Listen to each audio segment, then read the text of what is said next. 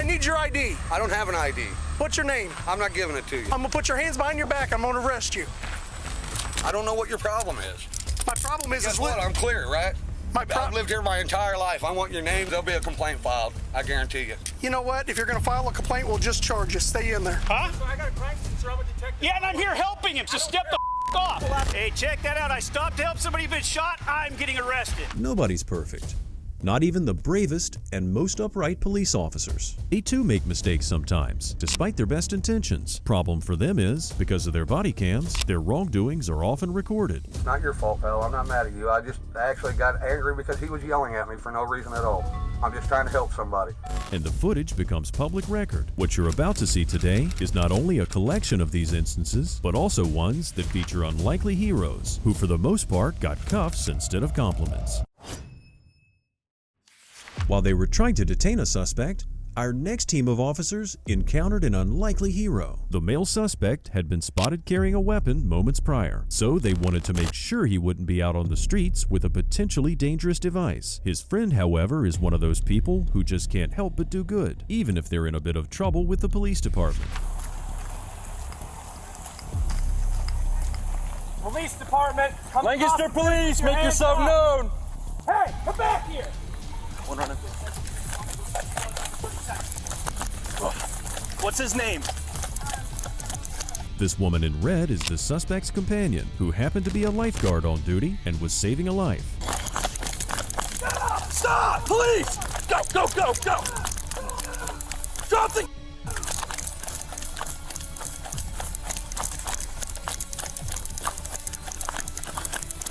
Hands up! Taser, taser, taser!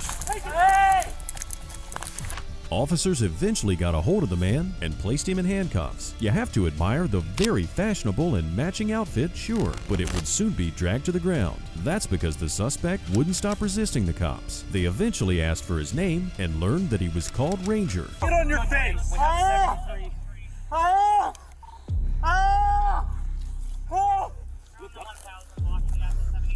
I got On your stomach! I got broken back! I got broken back!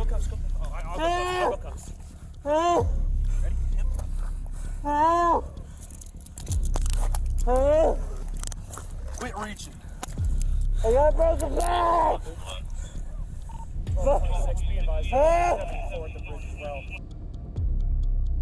Make sure she doesn't pick up 37. He ain't got it now. I can't read! Took my coffee, info about 74. Can you re-advise me street name? What? Is this not Goodwin?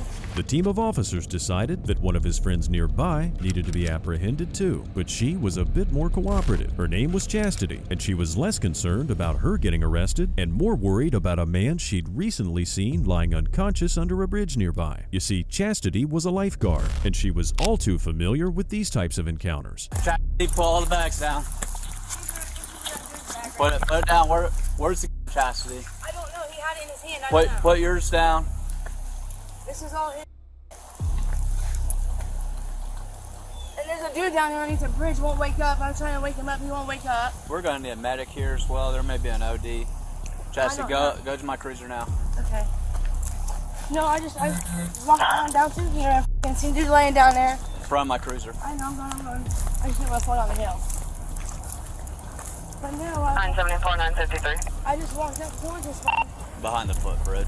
and Exactly where we were last just time. straight here. Yep, put it down. I'm en route to you. Do you need 6-2? Not at this time. No, Max can respond 6-2. I literally just walked right through here and it's like Hands behind your back currently, Chastity. We gotta figure this out, and there's in play. Seeing as she was calm and cooperative, the officer decided to trust the information provided by Chastity and went on to investigate under the bridge. Chastity was telling the truth. Under the bridge, there was an unconscious person lying on the rocks, whose breathing was becoming more and more shallow. Cops are trained for these types of situations as well, so he went on to provide the medication he had on hand. Hey, partner, you all right? 953. 953. Go ahead. This is coming. I copied this. Is it going to be another 73 or a 74 patient? Copy that, Mal. Be sending an additional medic. Battalion 1 and Engine 2 have already been dispatched.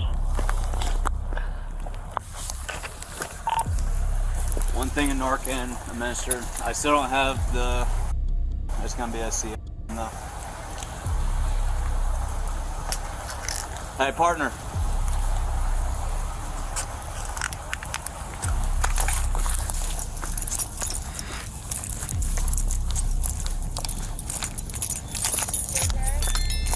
I'm gonna give him another dose.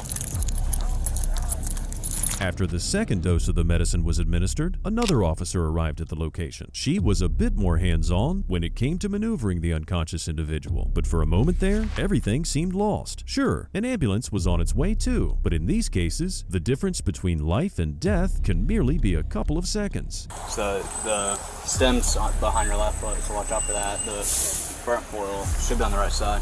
He has a cell phone in his pocket. I think that's gonna be possibly have his ID.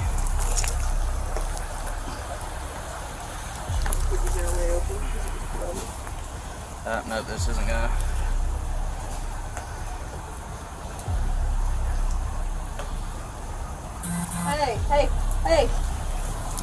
Hey, bud. He started to open his eyes there. You got a knife on you.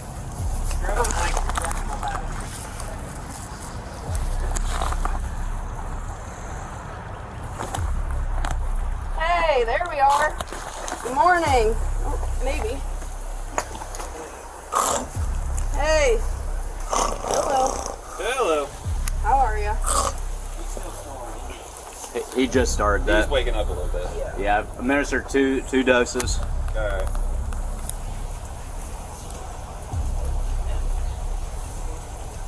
Chester, we'll get him up there before we do anything. He's starting to wake up.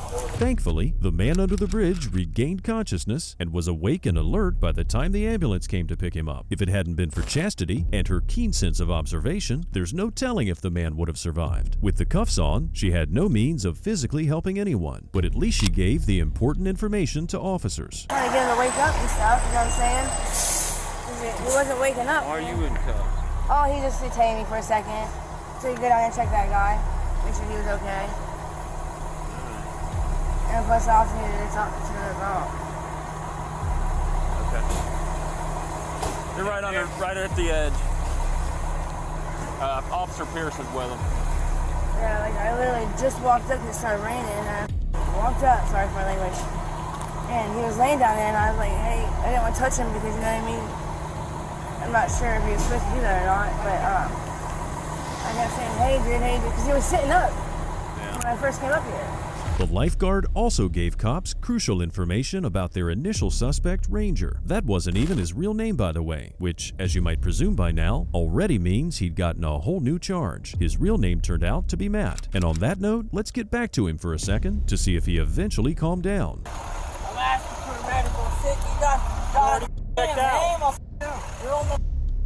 You 3 times to get in the car. Come on, medical assistance, man. You guys can't do that. Kenneth, They get in the didn't car. give me medical assistance. There's another. God, no. Spin your feet in. The suspect, Matthew, earned himself quite the collection of charges at the end of the day. He was accused of resisting, obstructing, and falsification. He was sentenced to 90 days in jail for 2 of those charges, a $25 fine, and 2 years probation. As for Chastity, seeing as she was cooperative, seems like she shouldn't have gotten into a lot of trouble with law enforcement. And either way, she definitely saved a life that day. A cop from the Centralia Police Department was clearly in the wrong when it came to this next respectable gentleman. Officer Billy White was called to a location near some railroad tracks. A person, most likely an intoxicated one, was reportedly found on the ground and was awaiting medical assistance. A man and his young daughter had parked their car nearby and waited for authorities to show up, after which they were hoping to leave peacefully. There's a couple people out here, and a vehicle stopped. I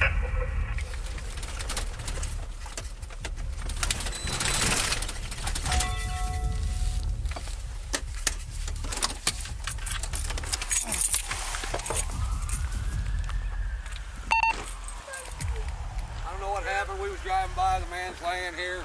He says somebody hit him with a car. He's obviously been drinking, but he needs some help, so I didn't want to leave until somebody got here. I appreciate you. And when you came here, you didn't see anybody else around? Or? You know what? There was a white vehicle on the tracks, and I think they saw him about the same time we did. Okay. But they went on. But you didn't see a vehicle around or anything like that? Okay. But his head's all busted up, and he said he hurt. Why don't you guys go ahead and pull up to give room for the ambulance? We're going to go on. We just wait. Well, I need your information real quick. What information? Just your information real quick. Give me 1 second. Can you just pull the vehicle up for a second? The man, later identified as Aaron Flanagan, didn't think he had any reason to provide information to the officer, as he'd been involved in no crime. All he wanted to do was to make sure the person lying on the ground would be properly taken care of before he could take off with his daughter. What he didn't expect was Officer White's reaction. You have your ID on you. No, I do not. Why are you yelling at me whenever I'm just Because you're trying to not help a listening. man? You're not listening. I'm trying to get the ambulance here so we can get off the railroad tracks. And we're going home. I need your ID. I don't have an ID. What's your name? I'm not giving it to you. I'm gonna put your hands behind your back. I'm gonna arrest you. God, let's make everything difficult, please. You wanna go sit in the county jail because you wanna be an idiot? I don't have an ID on me, just like I... No, you don't wanna give me your name, so you said arrest you. So good Lord, let's make difficult. Makes sense. I want to see your supervisor. Put him in your car. Pat him down and put him in your car. See your supervisor. Have I committed a crime? Yes, you have. Obstructing justice. Another officer tried to get Aaron's perspective on the whole situation, and you have to admit, the man's explanation does make a lot more sense than that of the officer. He hadn't been belligerent, and he didn't raise his voice while speaking to the cop. On the contrary, all he wanted to do was go home, which was all the more important for him since he was accompanied by his young daughter. Well, what happened? What happened I don't know. We pulled up and the guy's laying in the middle of the road, so we called 911. Okay, copy 28 of a witness. Asked me for ID, which I told him I do not have, and I haven't been suspected of committing a crime. What's your name? It's Aaron. Okay. But there's absolutely no reason to ID me when I haven't done anything. I'm just trying to help a guy. Whenever you called about it, did you? I didn't even call. Oh. The daughter called. I was out there with the man, making sure he was all right. Down. They didn't Okay. see anything, but just All first one's on Did nothing, man. And here I'm sitting in cuffs because your guy's an That's why. I want your supervisor out here, by the way. Get your sergeant He's out here. All right. Go ahead. That's why people record this stuff. You know that, right? The fact that he was detained is a bit of an exaggerated reaction by many standards. But hey, at least Aaron was being physically cooperative. He didn't refuse to go to the police car and wasn't at all aggressive with either Officer White or the rest of the cops who had arrived at the location. The irritated cop went back to talk to Aaron's daughter, and as you'd imagine, because of this situation, she was a bit distressed. Who is this guy to you, ma'am? Who is he to you? He's my dad. Why is he acting like this when I'm trying to get people off the railroad tracks for safety reasons? No, sir, I'm sorry. I just need to know who we are. That's all I'm doing. I just asking him for his name, and he don't want to give it to me. We were just trying to get this man some help. Ma'am, I appreciate that, but at the same time, No, I understand. why cause one problem when we're trying to fix another? You know what I'm saying? I understand, sir. Century copy 28 of a witness. After another brief interaction with Aaron, Officer White muted his body cam. He went on to speak with the rest of his team about the situation, but you have to admit, it's a bit suspicious that he chose this particular time to press the mute button. He might have simply wanted to vent a bit with his colleagues, but since no one could hear their conversation, it only put the officer in a bad light and made him look abusive. Aaron, I don't know why you'd want to do a good deed and not help me try to just get everybody out of here in a safe area. When you started yelling at me with the bat deal right off the bat, so... Apparently, you don't know what it's like to do this job. I don't want to. I get that, but I'm what trying to make it safe for everybody showing up here, so we're not on railroad You tracks need and to get the stuff. chip off your shoulder, pal. There's no reason to be rude. Oh no, listen, time can kill somebody. You understand that? I'm not mad. Why are you? Time can. I'm not mad. Why you keep yelling at me then? Time.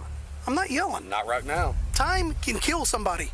The matter of seconds can kill somebody. I There's have no idea what happened to him, no more than you do. I understand know. that. I'm trying to get people off the railroad tracks. And I'm trying to go home. I just stopped to help the Then guy. just help me get to the end of I the. don't owe you anything. I don't know what your problem is. My problem is Guess what? I'm clear, right? I've lived here my entire life. I want your name, your card. It's Billy White. My badge number's 429. Because there'll be a complaint filed. I guarantee you. You know what? If you're going to file a complaint, we'll just charge you. Stay in there. We'll give you something. We'll give you something to file a complaint on. At this point, the officer clearly took it personally. Too bad for him that by the time this part of their conversation took place, his body cam was not on mute anymore. Aaron went on to discuss the whole situation with the officer, who was instructed to take him to the police station. He was probably hoping this one would be a bit more understanding. You know it's right. Well, I gotta take you up there, I guess. I know. It's not your fault, pal. I'm not mad at you. I just actually got angry because he was yelling at me for no reason at all. I'm just trying to help somebody. I'm clear, I'm valid, I got nothing against me, and I've been here all my life in Centralia, Illinois. Same house for 20 years, pal. But I don't have to put up with somebody yelling at me when I'm trying to help somebody, and that's what it amounts to. He got aggressive with me, he's yelling, he's demanding things, and I don't have to give him anything. I've committed no crime here. Nabolski, can you get by her now? So take me to the police station. What's he gonna charge me with? What crime is he charging me with? Do you know? I don't know yet. That's because there was no crime, pal. You know that. Centralia, 456, I'll be 95 PU1. No crime. I wasn't impeding an investigation. I don't know any more about it than you guys do. Aaron's rant went on, and he probably had a lot of things to say to the driving officer. It's important to note, though, that the alleged suspect is obviously doing his best to contain himself. He makes sure to use appropriate language to express his frustration, never using defamatory words and never raising his tone. Aaron understood he was in a delicate situation, and everything he might have said could have been used against him. There was no lawful commands given because I wasn't under suspicion of a crime, nor was I under the suspicion of committing a crime. There was no reason for him to be aggressive with me at all. And he was still aggressive at the car. So he said if I'm going to file a report against him, he's going to charge me. That's why we're going to the police station. Now see, you guys can't be all bad, man. God, you just can't be. I have a hard time believing that you all act like that. I understand that you're going to do what your partner says, you know, your buddy. But bottom line is it's definitely against my constitutional rights, and I've committed no crime at all. And you guys took an oath to uphold constitutional rights, did you not? Yep. And you're breaking mine now. I've done nothing, and you know that. Once they made it to the station, Aaron was reunited with Officer White. They each tried to express their points of view, but they can't seem to find any common ground. However, Aaron hasn't been discharged by the police just yet, so he still needs to make sure that nothing he does can be transformed into a charge of some sort. Here? Yes. All right. Have a seat for me. I got it. Here? No, you can sit up here. Aaron, my name is Billy White, by the way. I think I know you, actually. I think we might have went to school together. We did? Centralia High School? I did. What year did you graduate? What was it, 91, I think? That was my brother. My brother graduated, with you. I graduated in 95. Aaron, listen, I've done this for 22 years. It is a state law, okay? If this guy wakes up, I'm covering you and I'm covering me. You know what? You know as much as I did. He was laying on the ground when we got Buddy, I understand that, but you got to follow me real quick. I don't plan on charging you, just so you know. I'm going to cut you out of here in about 30 seconds. All I'm telling you is, he wakes up and says, that white car hit me. Don't you want me to be able to establish who was in the car? From my standpoint, I can understand I that. have to, Aaron, listen, I have to by state law. I have to know who you are. I have to know who's reporting it. He might wake up and say, this guy in this white car got out and hit me. I can say I talked to this guy's the caller. I can say that there was nothing. If you're avoiding me. By this point, Officer White probably started sensing he was in the wrong. He was probably hoping Aaron would misbehave in one way or another, and that there would be enough motive to arrest him for good. It didn't work out that way, though, as Aaron kept his composure during the entire conversation. He was firm, but polite. I respect what you do, and I appreciate If you do, then you'll get where I don't owe you anything. When I show up, you actually do by state law. I hate to say that, but I have. Show me the law then. Show me the law where Illinois says that you have to ID. When a cop shows up on a crime, potential crime scene, accident scene, whatever it is, I have the right to know who's there. I want to see the law where it says. I have that right. I want to see the law. Can I not see it? Can you not pull it up? Can you not pop it on your phone and say, Aaron Flanagan, here's the law, so next time I will know? It's case law. If you want to wait here long enough for me to go research it and pull it up, I'll do it. No, so you should already have that, right? All you want to do is argue, man. I don't want to argue. I just want you to know that people have a right. I'm telling you what the law is. Constitutional rights. Aaron, I'm telling you what the law is. Listen, I'm telling you what the... Are you a lawyer? I mean, you know this for a fact? See, like I said, all you... Just let me go, all right? You're free to go. All you want to do is argue. So that's obvious. Aaron was let go eventually, and he most likely made it home safely with his daughter. Public records show that he did file a lawsuit against the Centralia Police Department at some point back in 2021. As for Officer White, also as of 2021, he's known to be retired from service. Most parents go to extreme lengths to protect their young children from danger. Even if you're a dog lover, if you see an angry canine running towards your 6-year-old, there's no telling what you might do. I'll spare you the unnecessary anxiety though. After it was all said and done in this next story, the kid was okay and the dog was also doing just fine. But it did lead to a man getting arrested for absolutely no reason. You think we set the dog over here on purpose? It happens all the time. She lets it out. Okay, we're trying to deal with it. Take it easy. It's nothing to take it easy, mother. Child's getting chased by a pit bull. Chase your kid, you see what happens. Hey, man, take it easy. It's wrong, man. If it happened to your kids, it'd be the same way. Put your hands up. Officers from Daytona Beach Police Department were dispatched to this man's neighborhood after receiving a mental health distress call. One of his neighbors was checked by the police, but as they were entering her property, her pit bull was able to escape the premises, chasing our hero's 6-year-old daughter. The officers heard the alarming shouts of the man, trying to scare off the seemingly dangerous dog. The animal had already reached the man's property and he had secured his child back up on the porch. Sure, the dog might have just wanted to play, but there's no way of telling with these types of animals, which can sometimes be larger than a child. The man had no idea police were patrolling the area. If he did, he might have even asked for their help in containing the potentially aggressive pet. These cops decided to directly arrest the man without investigating why he was agitated in the first place. Flashlight. What? Hold on. Just straight in my back, nothing. You got anybody else standing in the area?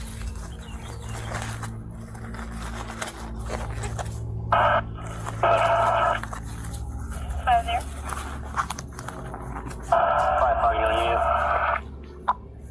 Yeah, I've code 4 for the secondary. You got anything on you? Anything in your pockets? This protective father decided to play it cool and didn't fight back against these cops' excessive behavior. Even as he was being read his rights, he kept calm and intentionally chose to not answer any of their questions. It probably became clear to them that whatever he might have said, the officers could have used it as leverage, justifying their unnecessary arrest. The cops boiled it down to the fact that the man had a gun on him during their interaction, but in his defense, he never touched it. It turned out to be a legally owned firearm that the man had probably just taken out of the house to protect his child, just in case the situation with the pit bull got out of hand. You felt like it was going towards you, or well, I mean, you don't know. You don't know. What did you do when you? Why did you tap your daddy on the shoulder? His anger was at the dog, but then the police officer sitting right here. Run CH on too. Doing it now. Yeah, see Where was the pit bull going? We've been priors. Priors, mental. Just a civil at the house. Well, all right, why did you run, Paisley? I didn't ask. Depending on whichever way we go with this. His mother's coming here now, so. How old is It was going to attack you? The kid is 6. He's Has like it ever ran after you before? She's on her way. Yeah. The 6-year-old daughter. I know we ran into this. Look at your dad, Paisley. He's in handcuffs.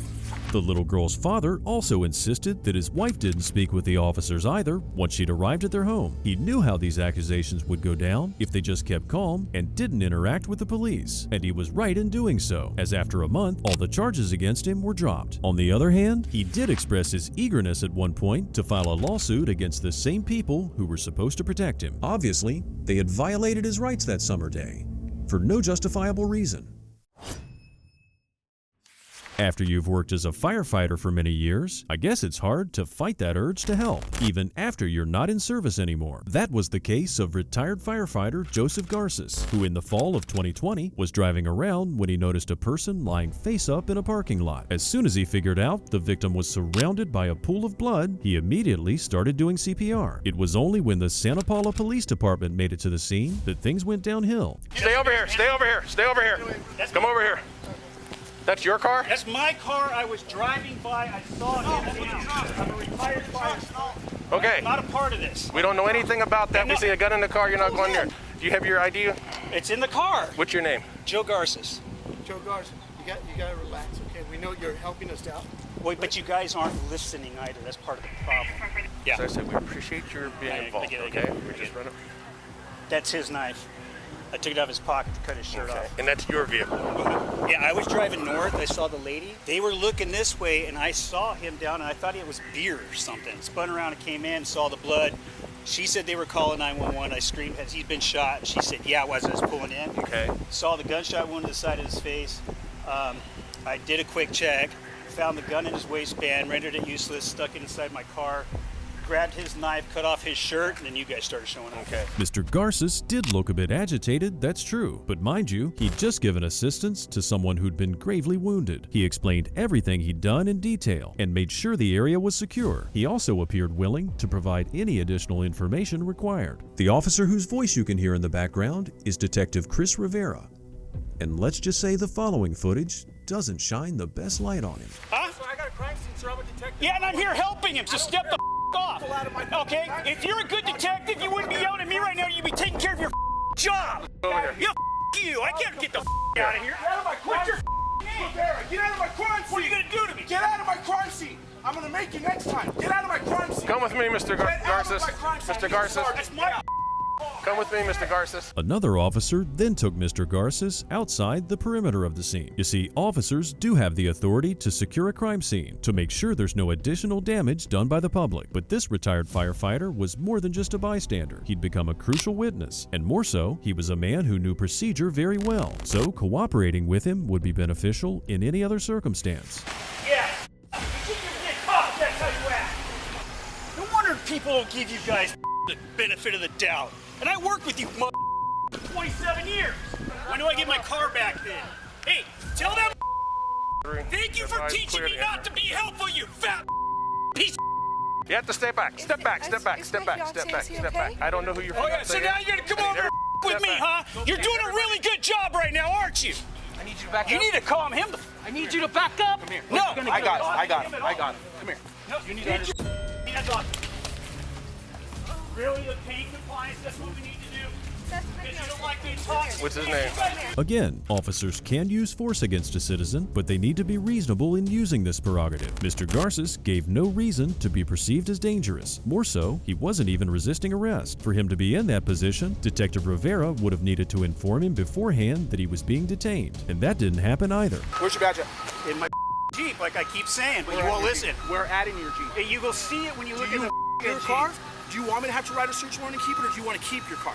Do you want to get home as soon as possible? I'm not talking anymore. Okay. Sink them in 64. What's your first name? Joe. Joe. Hey, check that out. I stopped to help somebody who's been shot. I'm getting arrested. Have a seat for a second. Just so you know, I'm retired because of PTSD. Got it. Major anxiety problems. Got it. Being in handcuffs doesn't help me. I know you guys got to do it. Keep away from me. Got it. He is accelerating this way more than I am. I won't let him talk to you anymore. You want the windows down or anything? Can we just sit right here with me, the door open? I ain't going anywhere, dude. You guys all know where I live. I'll sit right here for now. I mean, I know what you guys do. I mean, I did it with you for 27 years in Oxnard, not Santa Paula. Right. To have that happen, that's as unprofessional as anything I did, and a cop shouldn't lose his like that. You and I both know that. Threatening a witness with a warrant to search their car can be considered abusive. By now, Mr. Garces had given up and refused to further interact with Detective Rivera. However, when it came to the other cops, he had no problem cooperating with them. This shows that, like most people, all he wanted was to be treated with respect.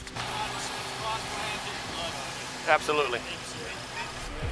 Hey, Cap, can we get some decontamination for a guy in the back of the car here? He was doing CPR, got blood on him. I got the fire captain come over to decontamination. I don't know. I've been standing over here. This is the one that needs decontaminated. Cap, he has blood on him. Yeah, he's actually a witness, but he was doing CPR when we came up. And we had to. Where's the blood on him? Do you know? I don't know. Probably on his hands. Mr. Garces was detained for about 15 minutes, after which he was told to leave. His interaction with Detective Rivera that day meant that this retired firefighter needed to undergo surgery, unfortunately, for a dislocated shoulder. Though no charges were filed against Mr. Garces, he did file a federal lawsuit against Detective Rivera and the city of Santa Paula, claiming his civil rights had been violated. The case is still pending. As for the victim found bleeding on the ground, he survived the injury, probably due to Mr. Garces' swift and proper intervention. Not all heroes wear capes and walk around using futuristic gadgets. You might find them running around in hospitals protecting patients or doing CPR on the streets to protect people they've never met before. Others will go to extreme lengths to protect their children, even going as far as getting arrested for it. As for our hostile list of officers today, there's a lesson to be learned from them too. Doing your job should never imply treating people disrespectfully. We hope you enjoyed this video. Make sure to subscribe and hit that notification bell so you'll never miss out on our next videos.